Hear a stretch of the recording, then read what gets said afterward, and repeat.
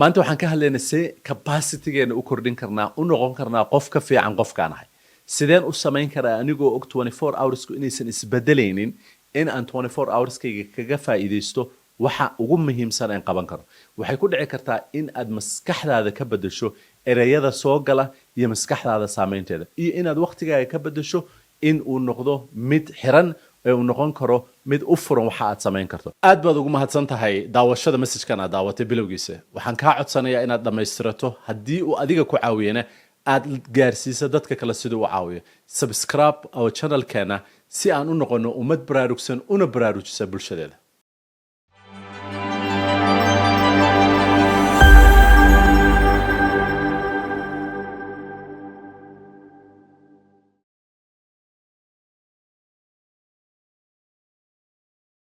السلام عليكم ورحمة الله وبركاته والله وأنا سلامي ملك سعدون كشوكتان وعشر كي نوصل على مالك ونسدي ذا وحن مرينا لوجي أفريقيا معنيه سلي هذا expanding قفك إن وسكال بحيو أما إسكال تشيدو ووحى وقبنايو وسمايو إن كبدن أنت هذا وقبته وحلي هذا growth always increase your capacities مركات كبعده أو أتكرتو أو أت نقطة قف وحترى وحى أتسميني سوى كرديسا there is no finish line مجرو line finish line اللي هذا أما line أي كل ما توقفك capacity جسي وحقبت كيسو وحقبن كرو أما وحترى كرو هدي أي لبا وحيالو جيران أما أي لبا وحيالو أي صورة قالتها وح صورة قال إن أدمر والبكبعده أما أتكرتو أما وحى أتقبنيسو أي كرو كريسو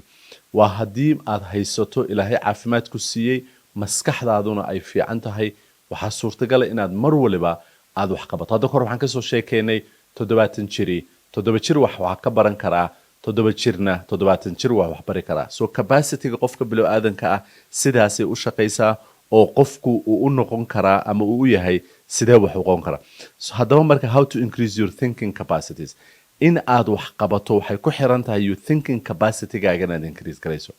waxaan ka hadlaynaa saddex waxyaalood oo qofka thinking-kiisa ama fikirkiisa increase garaynaya iyo saddex waxyaalood oo increase garaynaya ama kobcinaya qofka action-kiisa iyo steps-ka iyo tilaabada uu qaado waxa ugu badan ee qofka bilow aadanka wax ku qaban karana ma ahan in 24 hours-keeni ay wax ka bedelmayaan waxa wax ka bedelmayaan ama saameyn yeelanaysa ama saameyn keenaysa increasing capacity-geena siduu u koray the experts-ku waxay dhahaan ama dadka expertiga ay dhahaan you are 10% waxaad isticmaalaysaa maskaxdaada iyo capacity-gaaga ma isticmaalaysid intii loogu talagalay haddaba sideed u isticmaali kartaa thinking-kaaga ama capacity-gaaga sideed u kordhin kartaa waxaad ku kordhin kartaa thinking-kaaga saddexdan qaybood oo ah waxa ugu badan ee qofka bilow aadanka u baahan yahay inuu kordhiyo ama sameeyo number 1 stop thinking more work and start thinking what works ha ka fakirin shaqo badan aan u baahana waxaad isweydiisaa maxaa shaqeeya haddaba maxaa shaqeeya oo shaqada lagu qaban karaa markii igu horeysay aan Mareykanka tagay waxaan ka fikiri jirnay more work waxaan ka shaqeyn jiray company 12 saac laga shaqeeyo baanta la oran jiray oo 6 maalmood la shaqeeyo oo aniga iyo saddex wiil oo kale oo Soomaaliya aan ka ahayn bil walba aan ku tartami jirnay the employee of the month haddaana bishan employee of the month noqdan bisha ku xiga waan noqonay because of that waxayna siiyeen overtime ka badan 12 saacaad shaqeyso oo 6 maalmood aad shaqeynayso ama 6 maalmood ay ku suurtagal tahay inaad shaqeyso maybe 16 hours and 14 hours a day maxaan marka ka fikiraynay the more work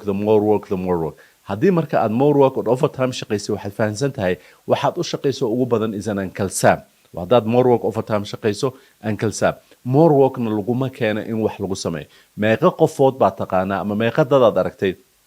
oo shaqo aad iyo aad u fara badan qabanaya laakiin laga yaabo inay ku adag tahay nolosha inay soo saartaan the secret noloshu ma ahan more work laakiin secretka noloshu waxa waaye maxaa shaqeeya capacity-ga maskaxdaada ka shaqeyn kara oo kor u qaadi kara haddii aad laakiin more work ku fikirayso macna ma sameynayso haddii aad CEO company ka tahay oo goalkaagu uu yahay more to do list waxaa laga yaabaa inaadan more impact ahayn more inaadan lahayn inaad waxa loogu talagalay aad qabato ama aad ku samayso ama aad ku yeelayso waxaas waxaa jira qof kastoo anaga naga mid we only have 24 hours 24 hours keena ma increase gareysmayso laakiin waxaa laga rabaa inaad increase gareyso saddexdan qodob oo soo socoto aan kuu sheegi doono oo macno badan sameynaya buugga la yidhaahdo 7 habits for highly effective people baana inta ugu badan ka hadlada important the urgentiga iyo sida ay u kala shaqaynayso insha Allah tacaala awlaaskada team inay picturekaas meesha saaraan oo aad fahmi karto noloshu maahan inaad only urgentiga cayrsato noloshu waa inaad fahanto saad u balance garan lahayd so saddexdan A and B and C more work bay kaa ilaalinaysaa waxayna kuu sahlaysaa inaad fahanto maxaad qaban kartaa number 1 waxaa la yidhaahdaa what am I require in aan requirement sameeyo what's my requirement for me requirementiga to do shaqadeeda maxaa waay waxaan dhahnaa marka there is no above job qofka shaqo ka sarreysaa ma laha laakiin waxaa jirta shaqo adiga kaliya requirementigeeda aad leedahay oo adiga kaliya aad soo saari karta nacficeeda ama waxeeda ugu wanaagsan ood samayn karto laakiin muhiimadeeda maaha you are above for all the jobs haddii maanta qofka janitoriyada ka shaqeeya uusan xafiiskayga joogin aan u baahnayo dastiga ama wasaqda inaan iska qaado ama qashanka iska daadiyo I'm willing to do that laakiin shaqo waxaa jirta la igu talagalay oo requirementigeeda hadda ka hor maraan business lahaa maaragtay baa masquulihii xirmeen waxaa imaan waayay qoladii masquulaha bamgaraynaysa marka gabar baa manager centerka ka ahayd marka waxay igu tiri masquulihii waa xiran yihiin qoladii imaanaysana ma shaqeyn waxaan dhahay bamki ma yaalaa ha gacmahan u laalaabtay I required bamki inaan sameeyo dadkii company ka shaqeynayay oo almost dad aad u fara badan waa yaabeen the ownerkii baa bamki masquulaha ka shaqeynaya it's a normal shaqo kaa sarreysaa ma jirto you need to do in every job laakiin shaqo requirement kugu ahaa jirta if you are the CEO or any position aad shaqo ka joogto waa inaad isweydiiso what's the require of me maxaa shaqadan requirementigeeda number 2 waa inaad isweydiiso what gives you the greatest return ma ahan wax kasta oo aan qabto inay return isiinayaan waxaa jira rule la yidhaahda 80-20s oo aad iyo aad uga shaqeeya ayadana arrintaas iyada ah waa inaad ogsoon tahay what is giving you the greatest return of shaqadan waxaa jira waxyaaba maanta dhan aad qabanayso aan return ku siinaynin ama aan kuu soo celinaynin waqtiga aad rabto inaad ku samayso meeshan you have to be able to ask greatest return waxa aan qaban karo maxay tahay 80-20 rules kuna si fiican buu arrintaa u sharaxaa oo aad fahmi kartaa tan ugu dambaysa waxaa la yidhahdaa what gives me the greatest reward maxaa abaalmarinta ugu sarreysa shaqadan isiinaya haddii shaqadan competition lagu jiro ama aan tartan ku jirno what is gonna give me the greatest reward waa inaad isweydiiso shaqooyinkaas 3 artists what is required with me what is return what is the reward waa inaad isweydiisaa waay intaada shaqo qabanin oo dhahdo saddexdaas nooc maxaa waay because the bottom of all these things waxay imaanaysaa ama dhexda waxay imaanaysaa shaqooyinkaas ama waxa aan ka hadlayno waxay imaanaysaa what am I need to do oo master igu ah oo aysan cid kale samayn karin oo aniga inaan sameeyo maahan aysan cid kale suurtagal u ahayn inay samayso and that's what's increasing and kobcinaya ama kordhinaya inaad isbedel samayso muhiimadda noloshu ma ahan I show up muhiimadda noloshu waxa waaye waxbaan bedelay waxbaan sameeyey and the only things qofku uu ka samayn karana inta badan ma ahan masalka waa maskaxda oo dhahaysa shaqo badan micnaheeda ma ahan inaan wax badan qabto laakiin maxaan bedeli karaa number 2 stop thinking can I waxaan ma samayn karaa jooji waxaad bilowdaa inaad isweydiiso how can I waxaan sideen u samayn karaa there is a limitation qof walbo in uu ku dhagan limitationka waxaad iskaga qaadi kartaa inaad ogsoon tahay in ilaahay subxaanahu wa tacaala potential iyo dadnimo iyo qiimo iyo qofnimo ku siiyey oo aadan ku harin ma aragtay waxaan ma samayn karaa ma ogtahay waxaan ma samayn karaa meeshay ka timaado waxay ka timaadaa su'aal insight-ka ah oo micnaheeda ay tahay awood ma leeyahay dadnimo ma leeyahay qiimo ma leeyahay qof jira ma ah laakiin haddaad isweydiiso how can I albaaba cusub baa kuu furmaya waxaa kuu furmaya inaad ogaato there is a 2 things in life is a belief and an abilities abilitygaaga inaad ogsoon tahay laakiin beliefkaaga aadan mar walba doubt galinin mar walba waxaan ka sheekeeyaa dhiirigelinta markaan ka shaqeynaya ama dhiirigelinta ka shaqeynaya Allah u naxariistay ayeeyday ereyada dhihi jirtay si ay dhiirigeliyeen oon ahayn inaan marnaba aan doubt gareeyo beliefkayga ama aaminka aan aaminsanahay inaan wax qaban karo laakiin aan mar walba dhisi karo abilitygayga aan dhisi karo wuxuu dhahay nin maaragtay competitionka ka hadlay haddii treadmill aad saarto aad qof kale ila saarto the only 2 person wax baa dhacay inaan dhinto iyo inaan weyn gareeyo macnaheedu waxa weeye haddii qof bilo aadana aad wax la sameynayso waa inaad aaminsan tahay you can yes inaadan ability-ga aqoon skillska aadan haysanin all these things ay kugu yar yihiin laakiin aad baran karto aad samayn karto aad ogsoon tahay allah wuxuu siiyey qof kastoo annaga naga mida awood iyo tabar iyo potential uu siiyey laakiin dadka inta ugu badan waxaa ka hortaagan beliefkooda ka hortaagan inuu qofku is aaminaa ka hortaagan dan markaad beliefkaaga aad dhisto waxaad dhisaysaa abilitygaaga aad dhisaysaa creativity baad samaynaysaa skillskaaga iyo dadnimadaada dhisaysaa laakiin dadka inta ugu badan waxaa hortaagan waxa weeye arrintaas ayada oo aysan aaminsanayn inay samayn karaan. Number 3 waxa weeye stop thinking one door and start thinking many doors. One way ma jiro oo wax lagu sameeyo, weeye badan oo wax lagu sameeyaa jira oo ay wax ku dhacaan ama ay wax ku samaysmaan. The favorite word oo aad u baahan tahay bar walba inaad ogaato ama ereyga ugu fiican optionka muxuu yahay, waxa la iska raba maxay tahay. Hal wada laguma tago magaalada aad u socoto, wadooyin badan baa lagu tagaa. Destinationka aad u socoto rabto inaad ku guulaysato hal wada laguma tago, laakiin waa inaadan aaminin hal albaab baa lagu tagaa, albaabkiina ma aqaan. dhalinyaro badan waxay aaminsan yihiin success waxa lagu noqdaa inaad dhaqaale haysato. I have to have money to start a business. horaan uga sheekeen, that means one door ay ka fikirayaan. nolosha the more aad ka fikirto one door inaad maaragtay meel ku tagto, meel ma tegaysid. There is a more doors, there is a more opportunities, there is a more chances, there is oo laga yaaba inaysan hal albaab ahayn, laakiin laga rabo inaad fahanto ood ogsoonaato inaad meel ku tagto. waxaa la yidhaha there is a more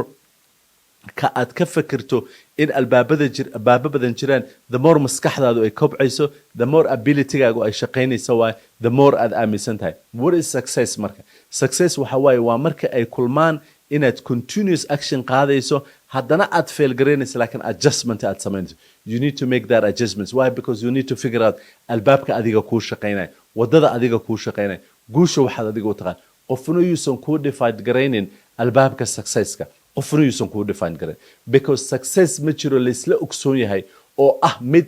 aan ahayn kan diinta oo aan ka hadalno. qof waliba waxa uu ku success garoobaya noloshan ee uu guul ka gaarayo way kaga duwan tahay qof kale. waxa laga yaabaa inaad kamerada duubideeda iyo samayskeeda aad successful ku gaarto, recordingka inaad successful ku gaarto, akhrinta buugka oo codkaaga kaliya aad soo saartay. How many ways of empowerment kaliya ama qofku uu guul nolosha uga gaari karaa way ka duwan tahay, wayna ka saameyn mudan tahay inuu qofku ka fakero inuu hal xaba sameeyo. If you marka waxa ugu cajiibsan oo qofku uu sameyn karo, if you increase your thinking, marka haddaad thinking kaaga increase garayn karto oo capacity of thinking kaaga increase garayn karto, waxaad increase garayn kartaa nolosha waxa aad qabanaysaad increase garayn kartaa. saan hore uga soo hadlay 24 hours ku increase ma sameynayso, waxa increase sameynaya ama kobcaya capacity-ga ama ability-ga ama dadnimada Ilaahay ku siiyey ama inaad stretch garayso thinking kaaga. The first things marka aad u baahan tahay inaad fahanto waxa waaye your mind waxa increase gareeya, thinking kaaga increase gareeya, and your thinking kaaga waxa aad u baahan tahay inaad samayso.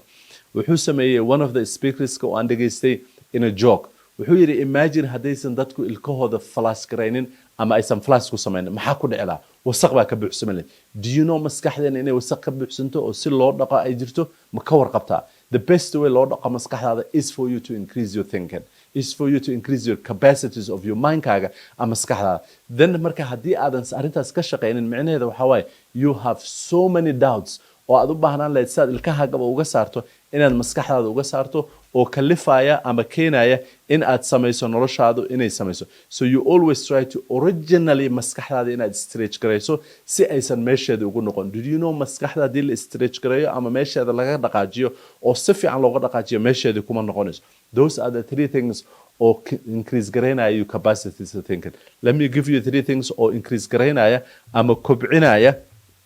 qaybta labaad in actionkaagu ama tilaabada aad qaadayso ay korodho si aad u noqoto qof ka sareeya ama ka kacsan ama kor uga kaca meesha aad maanta taagan tahay oo kor uga kordha. Number 1 marka waxaad u baahan tahay inaad samayso oo increase garaynaya arrintaas ayada ah, stop doing only things you have done before and start doing things you could and should do. samee waxaad u baahan tahay inaad samayso oo aan u baahnayn wixii hore aad u samayso ku celcelisay. Remember, haddaad wadadaad martay aad ku celceliso ma master garanaysid maskaxdaada, ma master garanaysid actionka ama stepska aad qaadayso. haddaad hal wada qaadato maalin walba waxa aad la kulanto same bay noqonayaan. laakiin haddaad wadada aad bedesho ama wadada aad wax ku samaynayso aad actionkeeda wax ka bedesho, waxaa bedelmaya ama samaysmaya inay kuu suurto gashay inaad gaarto wadooyin kale oo wax lagu gaaro inaad samayso. maxaan samaynaa inta badan inaanaan xanuunsan awgeed waxaan mar walba samaynaa waxa aan naqaana sida loo sameeyo.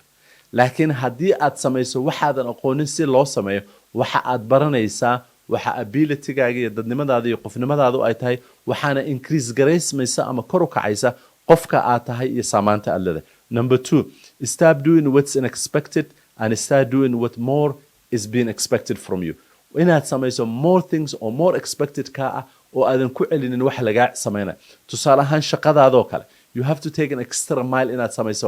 waxay dadku raadiyaan in salary-ga ama dhaqaalaha qofka loo badiyo wuxuu qofku raadiyaa inuu promotion helo wuxuu qofku raadiyaa businesskiisu inuu isbedelo laakiin haddii aad mar walba waxa lagaa expect garaynaya aad samayso oo aad samaynin in extra things aad samaynin oo aad more samaynin isbedel ma samaynayso ama kor uma kabcayso wixii lagaa raba inaad samayso so you always asking maxaa aniga laga expect garaynaya maxaan ku dari karaa maxaan samayn karaa more maxaan isbedel samayn karaa and that's waxa isbedelka sameynay number 3 oo u baahan action kaaga iyo steps kaaga inaad kor u qaado stop doing the important things occasionally and start doing the important things all the time ha sameynin wax aad mar walba samayso important things ka marmarka qaarkood ee waxaad samaysaa the important things in all the time waxa la yiraahdaa success is a boring successka maxaa boring ka dhiga because you doing the same things in aan maalin walba kobco oo aan koro hal wadaan u baahnaa inaan sameeyo inaan maskaxdayda increase gareeyo maskaxdayda inaan increase gareeyo maxaan u baahnaa inaan same things sameeyo inaan wax akhriyo inaan wax review gareeyo inaad adiga wax aad samaynayso maalin walba samayso it's a boring laakiin ha samaynin one things oo marka aad feel garaysaa I feel like it success laguma gaaro waxaa guusha nolosha lagu gaaraa in aad samayso marka aadan feel garaynaynin oo aadan rabin iyo marka aad rabto ood habiga ku tahayba labadaba aad samayso oo aad dhahdo yes I want to do it more in life haddaba marka saddexdan waxyaalood oo ugu horeysa waxay increase garaynaysaa thinkingkaaga maskaxdaada kala jiidaysaa saddexda dambe waxay samaynaysaa waqtigaaga iyo waxa aad samaysay kala jiidaysaa maadaama aadan 24 hourskaagu aysan increase garaysmaynin waa inaad increase garaysaa maskaxdaada capacitygeeda ama maskaxdaada waxa ay kala jiidi kara iyo waqtigaaga sidaad u isticmaalayso iyo saamaynta ay samaynayso waxaad fiirisaa oo always aniga i motivate gareeya sidee buu qofu u lead garayn karaa thousands of people anigana aanan u lead garayn karin nafteyda sidee aanan nafteyda uga overcome karin qofna uu u samayn karaa billions of dollars lacaga inuu increase gareeyo oo uu sameeyo the difference is maskaxda kala jiidkeeda the reason aniga adiga laga yaabo inay $100 ugu badan tahay it's because maskaxdeena iyo thinkingkeena waxay joogtaa that $100 the reason aniga adiga timekeena aan wax badan ugu qabanaynin because waxa aan qabanaynaa waxa hadda aan ka sheegnay oo aan inaan wixii ku celcelina aan naqaanay inaan extra mile samaynin iyo inaan samaynin waxa nala ka rabo ee aan u baahanay inaan samayno marka waxaan ilaahay ka baryaynaa subxaanahu wa ta'ala inuu thinkingkeena noo increase gareeyo capacitygeena increase gareeyo si aan u noqono dad raad reebay oo noloshooda ay macna samaysay